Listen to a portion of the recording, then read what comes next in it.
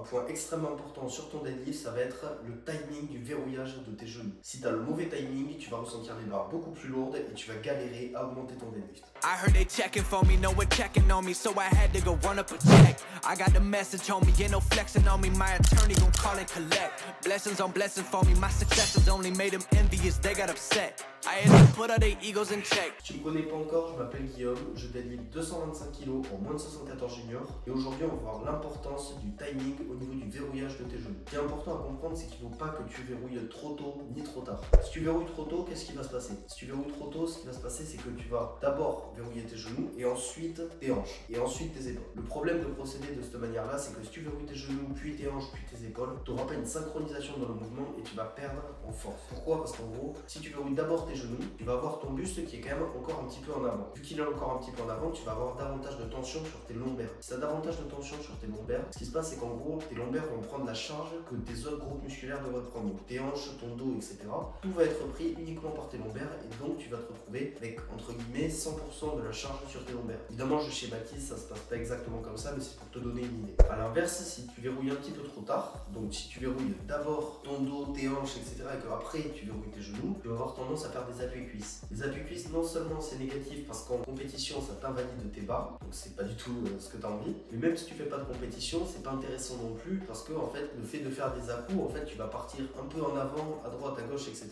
Et si tu pars en avant par exemple, tu vas envoyer la barre un petit peu en avant, encore une fois tu vas te retrouver avec la barre en dehors de l'alignement de ton centre de gravité, et donc c'est pas quelque chose qui est intéressant d'un point de vue développement de la force. En plus de ça, évidemment, le fait d'avoir des appuis-cuisses, ça augmente le risque de blessure. Pourquoi? Parce qu'en fait, comme je te dis, tu mets des à-coups vers l'avant, etc.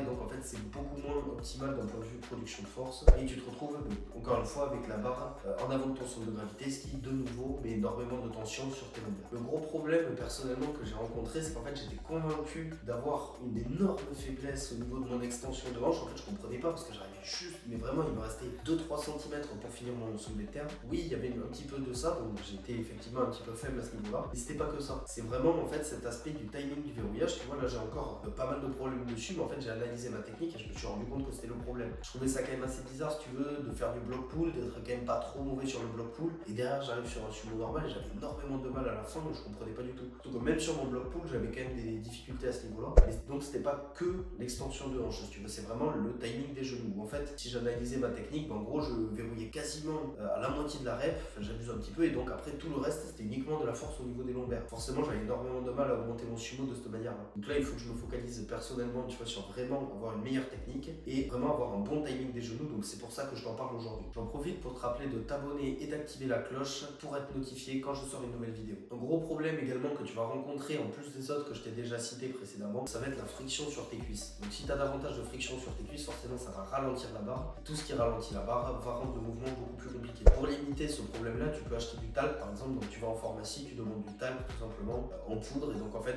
tu tapes sur le truc, tu t'en mets, etc. Et en fait ça te permet de faire glisser la barre. Forcément si tu glisses la barre, ça augmente la vitesse entre guillemets de ta barre et donc à moins cet aspect qui va te ralentir. Maintenant moi ce que je te conseille, voilà, c'est vraiment de focaliser sur trouver le mix parfait du verrouillage entre tes genoux, tes hanches et tes épaules. Ce que j'essaie de faire depuis pas longtemps là, c'est vraiment verrouiller mes épaules à peine j'arrive aux genoux. Donc forcément par rapport à ce que je viens de te dire, tu dois te dire que c'est complètement contradictoire. En fait personnellement ça me permet, si tu veux, de mettre mon dos dans ma bonne position. Donc si tu veux, je verrouille pas réellement avant, je mets juste mon dos dans la bonne position et ça me permet en fait, si tu veux, d'avoir du coup un meilleur timing et donc d'arriver un petit peu à verrouiller avant d'arriver à l'extension au niveau de mes genoux. C'est vraiment plein de choses, ça c'est vraiment des petits détails mais qui vont vraiment faire la différence, parce que je te garantis que le timing des genoux, ça par contre c'est pas un petit détail et c'est vraiment quelque chose qui est très important. Donc si tu veux vraiment focaliser sur cet aspect là, focalise sur chaque chose indépendamment, donc ton verrouillage des genoux, des hanches et des épaules. Et filme-toi de côté pour avoir un bon rendu visuel et corriger au fur et à mesure de tes séries. Regarde cette vidéo pour connaître la variante qui va faire exploser ton deadlift et lâche un like si cette vidéo t'a été utile.